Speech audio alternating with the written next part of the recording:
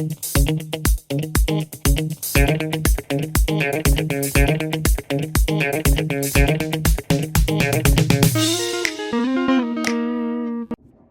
there, it's me again. So you all probably recognize the plant that's behind me, right? So the question today is, what will happen if I touch it? Although that one is too easy, right? So let's look at another question that might be a little bit more interesting.